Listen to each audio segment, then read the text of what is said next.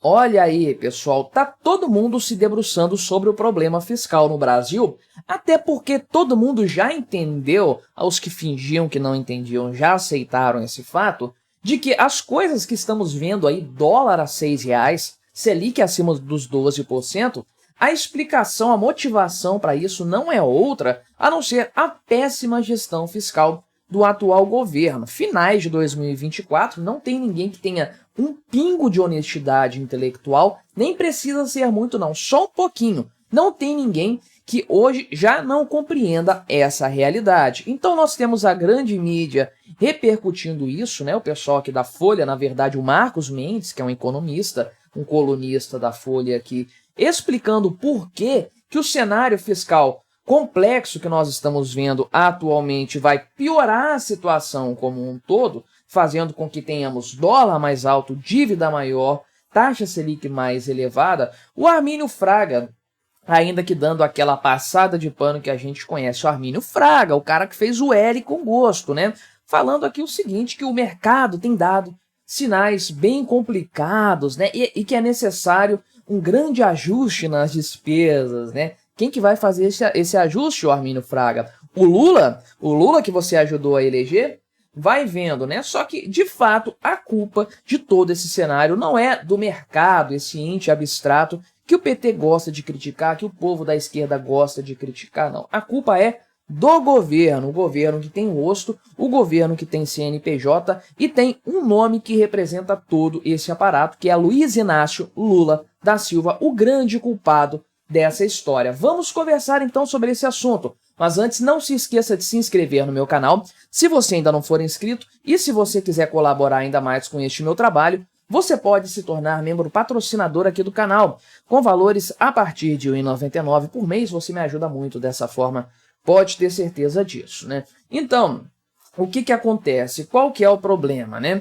É a dívida pública crescendo. Esse é o grande desafio hoje do Brasil, porque ele acaba sendo a síntese de todos os outros problemas que nós vemos. E é algo que acontece em decorrência do desequilíbrio das contas públicas. Por que o governo se endivida? Porque ele gasta mais do que arrecada. E o governo está batendo recordes seguidos de arrecadação. E ainda assim vai terminar o ano deficitário, do ponto de vista primário, né? Em 12 meses, o déficit nominal real, já com os juros da dívida, é superior a R$ 1 trilhão. Sim, a cada 12 meses, a dívida pública brasileira cresce R$ 1 trilhão. E se você acha que o mercado tem R$ 1 trilhão por ano para emprestar a mais para o governo, além do que ele já empresta, meu amigo, você é muito crédulo. É claro que grande parte desse valor, desses recursos, são criados do nada, via dinheiro novo impresso do zero. É o problema que arrastou a Argentina para o buraco, né? O porquê que a base monetária argentina cresceu tanto, tão rápido? Por causa da dívida pública elevada e nada além disso, né? Mas então o senhor Marcos Mendes explica esse ponto, né? Que é o seguinte, que o que acontece? A dívida pública está crescendo, né? Então, a inflação sobe em decorrência disso aí, porque é mais dinheiro sendo impresso do nada, é claro, e essa inflação reduz o valor da moeda. Logo, a dívida pública, o valor nominal da dívida pública, né? Aliás, o valor real dela, o valor nominal está crescendo, mas o valor real está diminuindo. Para pensar o quanto que o dólar se valorizou em relação ao real. Ou seja, a dívida pública toda do Brasil não subiu 20%, este ano, mas o dólar ficou 20% mais caro em relação ao real. A dívida pública brasileira em dólares está menor, portanto.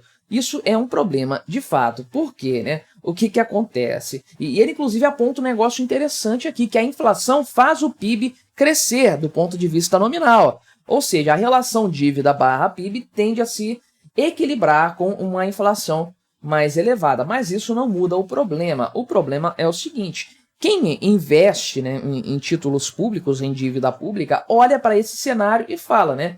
Beleza, se é assim que a coisa funciona, eu quero juros mais altos para cobrir a depreciação da moeda. Então, é o que a gente tem visto, né? O Tesouro Nacional fazendo leilões de títulos e não conseguindo vender, porque os juros oferecidos não são atrativos para o mercado. O que acontece com juros mais elevados? Isso eleva também o serviço da dívida, ou seja, os juros da dívida, aumentando o montante dessa dívida. E aí o que que acontece, né?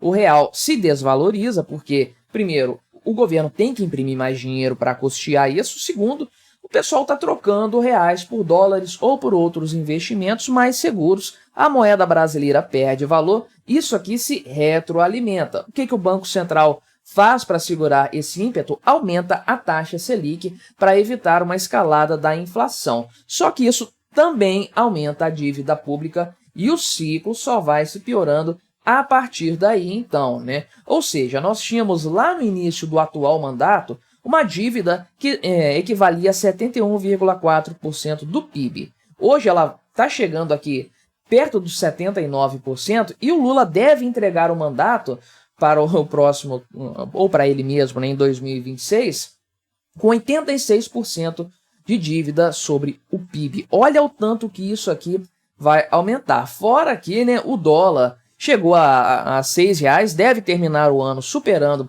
esse patamar aqui, a não ser que o Banco Central torre todas as reservas internacionais, e as expectativas para a inflação também estão subindo. Começaram um ano abaixo de 4%, vão terminar aí perto, né, colando com 5%. O mesmo vale para o ano que vem, inclusive, né? Qual é a causa disso aqui? Um desarranjo fiscal de forma completa, né? O Armínio Fraga falou sobre isso na sexta-feira. Estou gravando este vídeo aqui no domingo, dia 15, né? Ele estava participando de um evento aqui, sei lá que evento que ele estava participando, né? Mas enfim, ele falou que existem sinais muito complicados, né? Aqui o evento promovido pela República.org sobre mudanças necessárias na administração pública. No governo Lula, tá bom então, né?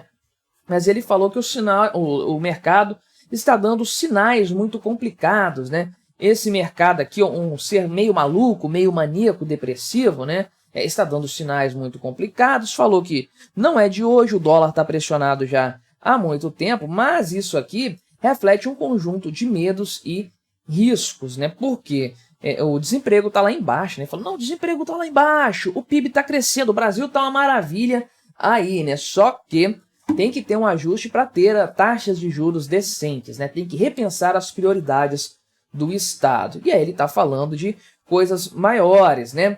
Aqui, cortes reais. Não é o que o governo Lula tem apresentado, 10 bilhões, 30 bilhões, caramba.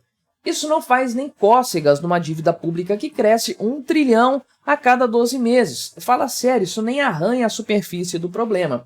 Mas o Armínio Fraga falou aqui, né? Previdência social, né, que é o gasto que mais cresce aí, a folha de pagamento, né, que também envolve estados e municípios, né, subsídios, enfim, várias coisas. Inclusive, foi um cara, eu não lembro de qual setor de investimentos que foi, de qual empresa, mas ele falou que você consegue 150 bilhões de corte de gastos fácil no Brasil hoje. Basta querer. E ele falou, se botar 150 bilhões de corte em um pacote desses, o dólar cai para R$5 e a Selic cai para 9%. E é verdade, isso acontece. Aliás, na época ele falou que o dólar caía para 4 e alguma coisa, né?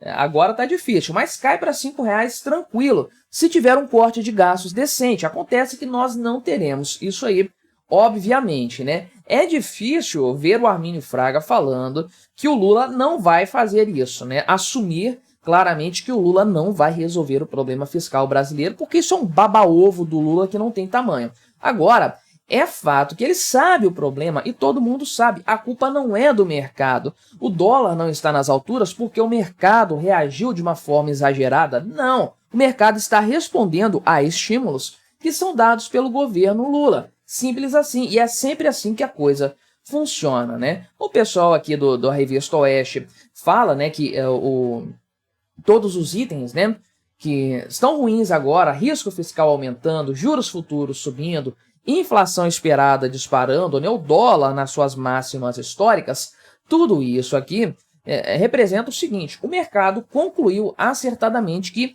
esse é o preço justo de todos esses itens. Por quê? Por causa do pacote medonho aqui que foi anunciado pelo Fernando Haddad recentemente, né? Porque isso, é importante frisar, não trouxe nenhuma novidade, apenas confirmou os temores. o mercado esperava algo de ruim do governo Lula. Esperava más escolhas, más decisões e uma aposta na questão fiscal como sendo um impulsionador da economia, de maneira que qualquer corte estaria fora de cogitação, além de todo o caráter populista.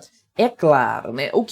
Aquele anúncio fatídico do Haddad, depois a coletiva de imprensa disseram, mostraram para o mercado, é que o mercado estava certo o tempo todo, né? Não tem novidade nenhuma nessa história, apenas confirmou os piores dos temores, né? E aí, realmente, o problema aqui não é o mercado, o mercado que é muito, né, aqui, o mercado que faz terrorismo e tudo mais. Não, o problema é o governo Lula, que não sabe comunicar as suas intenções, deixa todo mundo ler as entrelinhas, e na verdade as entrelinhas estão muito mais corretas do que os anúncios oficiais. E o tempo tem demonstrado isso de forma clara. O grande culpado dessa história aqui é o governo Lula, sem dúvidas, e é difícil encontrar hoje quem não seja desonesto intelectual por completo que não entenda esse ponto. É mais uma verdade que o próprio senhor mercado, que em grande parte fez o L em 2022, agora precisa aceitar. E se você quiser ver outra análise que eu fiz a respeito da questão fiscal no governo Lula, vou deixar esta recomendação aqui do lado para você. Não se esqueça de se inscrever no meu canal se você ainda não for inscrito e até a próxima.